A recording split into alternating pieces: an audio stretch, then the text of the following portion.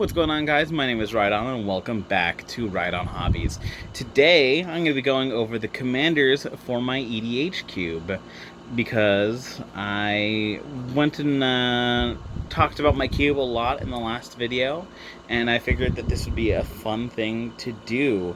So without any further ado, let's get started. We're going to start with the white commanders. Today I've got Elesh Norn, Zetalpa, the Primal Dawn, and Avacyn, Angel of Hope. Mono white is kind of the worst color in Commander, so I was kind of going for just a few cards that I thought would be fun to play and also just kind of good in the 99, as it were. Obviously it's Cube, we're not really playing 99 cards, I'm only having my players play 40 to 60. But these are still some fun choices, I thought. There's a reason Zetalpa's in the mix. Obviously, it's not on the same power level as either Avacyn or Elesh Norn, but still an exciting card nonetheless. Up next, we have blue, and I've got Thassa, God of the Sea, Tromokratis, and Baral, Chief of Compliance. Again, mostly cards I picked that I thought were fun. Tromokratis is really the biggest fun card on here, in my opinion. It's kind of splashy for blue. You don't see it too often. The other ones are more control-y, combo-y cards. But I really wanted to have something in blue where you can play a big creature. So Tromokratis it was. It was either that or it was going to be Lorthos or something. So we're going to put those over there. And next we have our black commanders. Now I've got right away the contentious Grizzlebrand. It's banned and constructed for a reason, but I don't have too much to take advantage of it. Nightmare Moon and Gonti, Lord of Luxury. Gonti lets you steal things, and one of the sub-themes I have in one of my two-color pairs is stealing things, so Gonti is a perfect fit. Like I said, Grizzlebrand is just a really good card, and you can't do too much with it in this format, so I'm not too worried about it being broken. Now, on the other hand, Nightmare Moon and her flip side,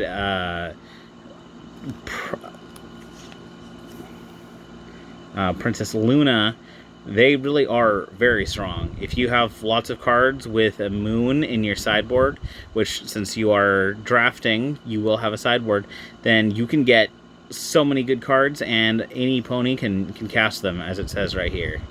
So, as long as they're your friends. Very exciting stuff. Very powerful card. Clearly we're playing for high-level Magic. Nightmare Moon, card to watch out for in this cube.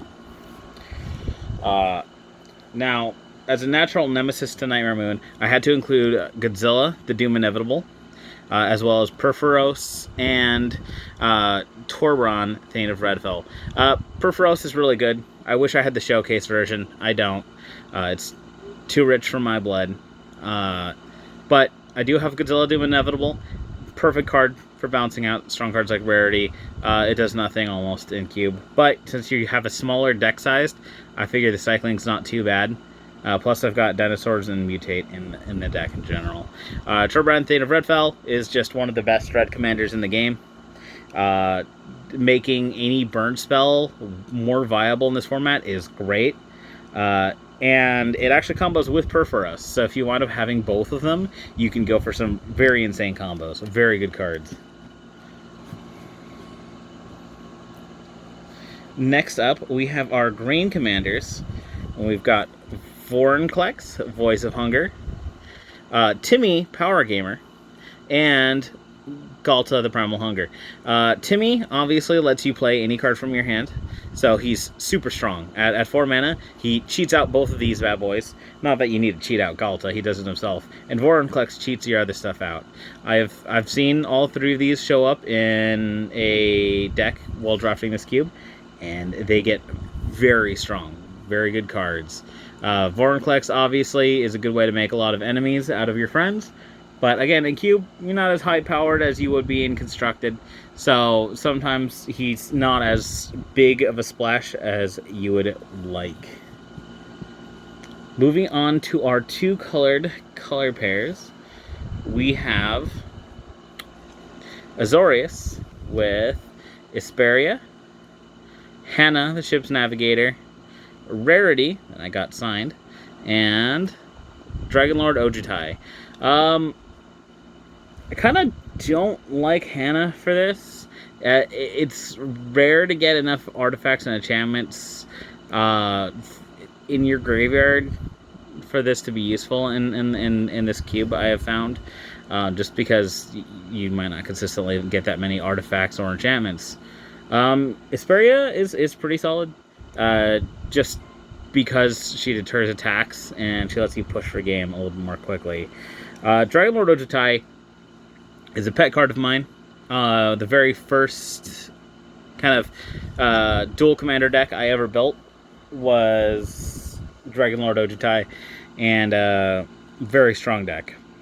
The actual first deck I built was Zergo Bellstriker, but that I was just net decking at that point.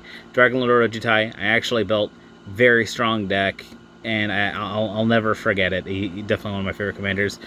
Rarity, really good card if you've got a lot of rares and mythics in your drafted deck. Not to mention the My Little Pony toy you can reveal gives you some pretty powerful options. I have the Rainbow Dash Equestria Girls figure, and that figure has every color except obviously colorless on the figure. So very good, very good. I would like to ask a judge if clear plastic counts as colorless for the sake of that card.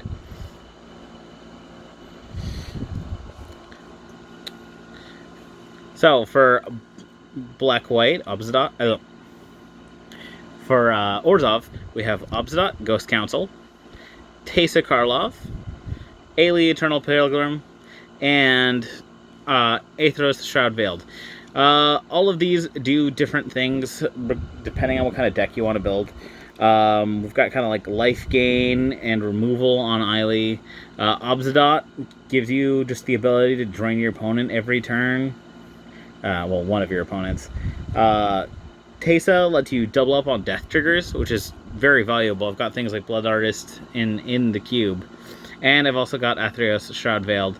Aethros just winds up being kind of a good splashy card. I found you can just keep recurring things, and it doesn't say on a creature you control to put the coin on, so you can also use it to steal things from your opponent. Very good stuff. Very good stuff.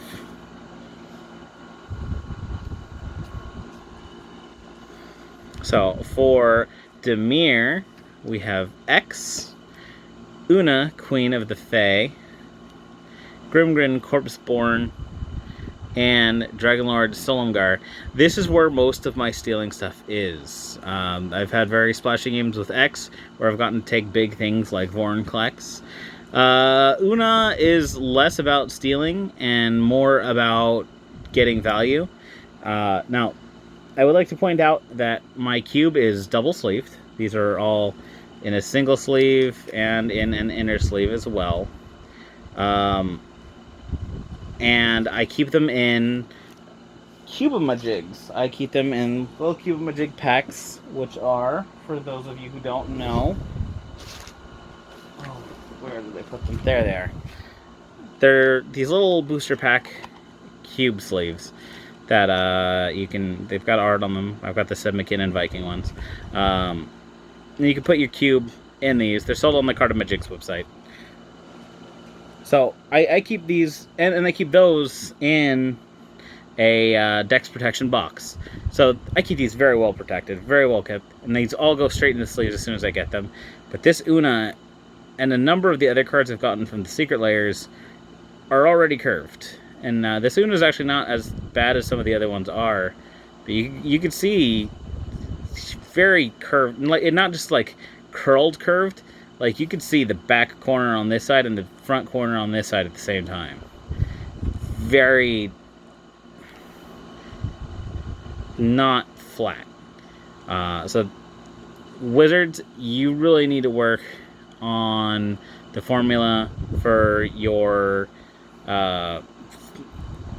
foiled cards, because this is ridiculous.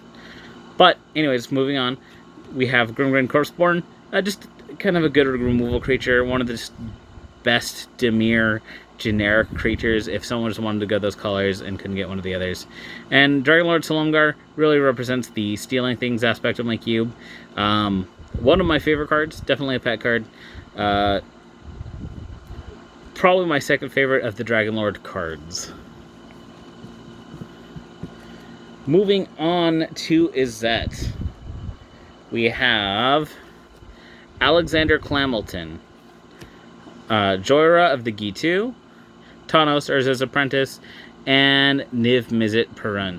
Now, picking this was a difficult choice. I made the self-imposed restriction of using only one of a character for each of the color powers.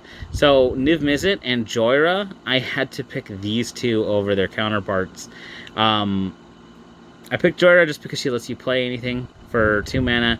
Very strong card, lets you cheat things out early. And this is just my favorite Niv Mizzet. He can't be countered, and he lets you combo for damage, and then lets you draw cards. And if you've kind of got like a storm strategy going, he lets you kind of get extra value. Tawnos is just kind of good sometimes. Just being able to copy artifact abilities is good. Like I said, I don't have too many artifacts, but I do have some mana rocks and things like that. And sometimes being able to just get the copied effect is super good. And then lastly, Alexander Clamilton. Just kind of a good card. When you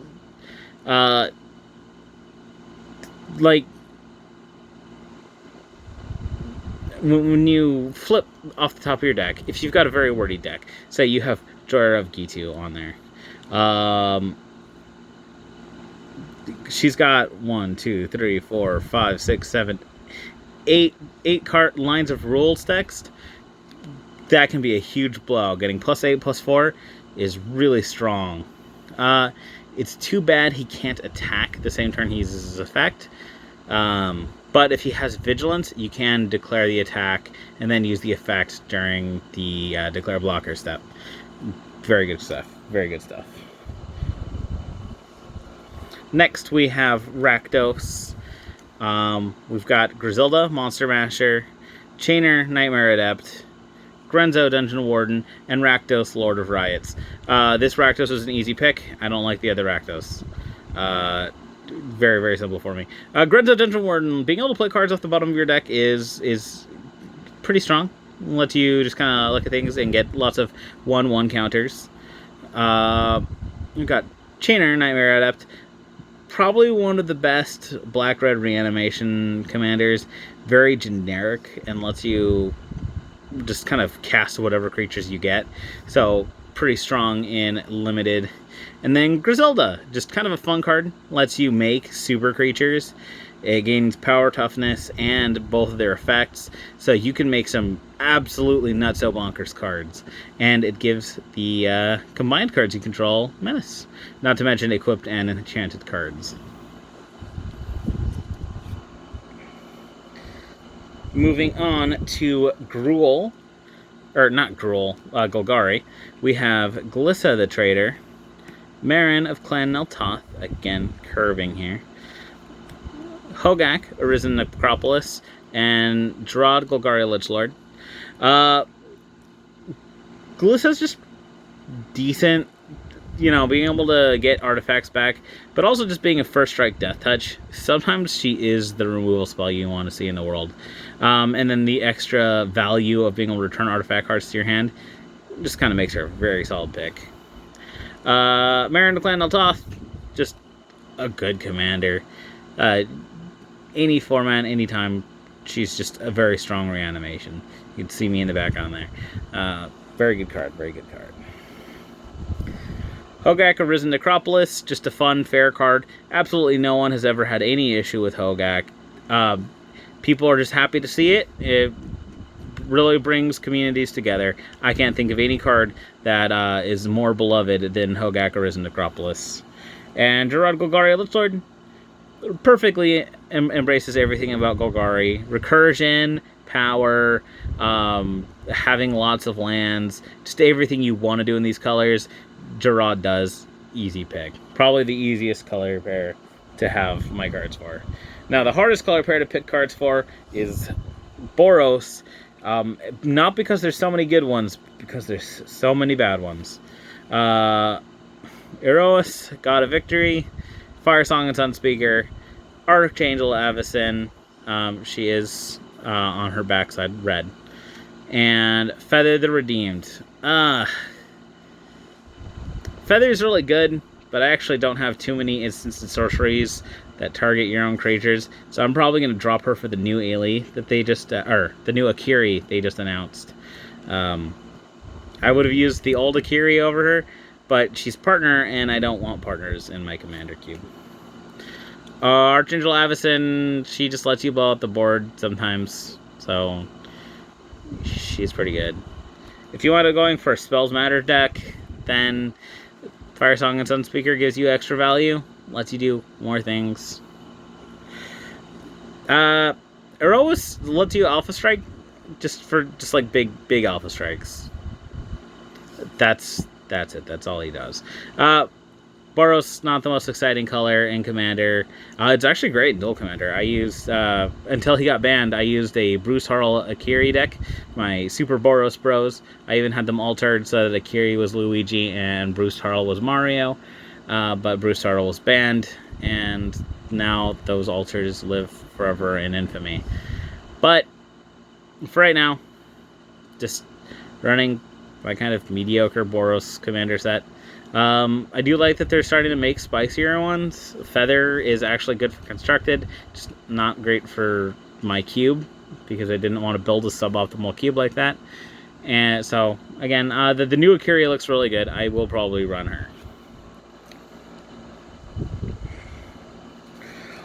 Alright, we've got Gruul next. Old Buzzbark. Omnath, Locus of Rage. You'll notice that the card looks really weird. It is a misprint. It's a little bit faded compared to the other ones. Thromak, the Insatiable, and Godzilla, King of the Monsters. Old Buzzbark is just kind of exciting and fun. A little bit of chaos. Just roll lots of dice and see how much damage you can do. Kind of a very exciting creature. Omnath just kind of rewards you for having lots of lands and doing what green wants you to do. It is the greenest of these green-red commanders, but, you know, also being able to deal 3 damage to target creature or player whenever elementals start to die. It can be a big blowout. If someone it deters blowouts and board wipes if you've already been playing lots of creatures. Thromak the Insatiable, kind of the opposite of Omnath, wants you to eat your own creatures and just make it as big as possible. This guy lets you just kind of Alpha Strike, just let you swing for game, and literally put all your eggs in the one basket. Kind of just a fun card. I like it. I wish it had haste. And Godzilla, King of the Monsters. It's reverse. Door in the Siege Tower. Not much to say about it. The art is absolutely sick. This is one of my favorite cards in this cube. Gorgeous. Love it. Alright, so there's that. Coming up next, we have Selesnya. We've got Sigarda, Host of Herons, Captain Sasay, again with the curve there. Imara, Soul of the Accord, and Tristani Discordant. Not too much to say about these ones. Tokens matter. Legendaries matter in a Commander Cube, which means you're guaranteed at least a good fistful of legendaries. And Sigarda, Host of Herons, flying hexproof, and you can't sacrifice permanents. Depending on what people pull, what people are playing, Sigarda can be very helpful. I more or less put her in because she's better than 99, though. If you're going to play one of these as a commander, I would definitely go with one of the other 3. Coming up next to Simic. Blue-green, infamously underpowered color pair. they never print anything good in it. But we do have Krufix, God of Horizons, Edric, Spymaster of Trest, Tatiola, Benthic Druid, and Momir Vig, Simic Visionary. Prophet of Krufix lets you kind of ramp and have no maximum hand size, so he basically just lets you play value cards for the value they deserve, what blue-green wants to do exactly. Momir Vig kind of just lets you play random. There's a reason Momir is a format on Magic Arena. Just kind of a fun card, and that's what I wanted in my cube. Techova, Benthic Druid, it's landfall without landfall. So, kind of a good card. Even without the keyword, it does the same thing, and it gives you value for lands. And sometimes that means you can just keep chaining things together and gaining a lot of life and playing a lot of cards. Edric Spymaster Trest is, again, another card that's guaranteed to make you friends. After all, when people deal damage to their opponents that aren't you, it lets them draw cards. So everyone loves drawing cards. Edric Spymaster of Trest. Really good for making friends. This video is starting to get a little bit long, guys, so I'm probably going to split this off into 2 parts. So thank you so much for watching, and I will see you guys in the next video. And be sure to live strong and ride on.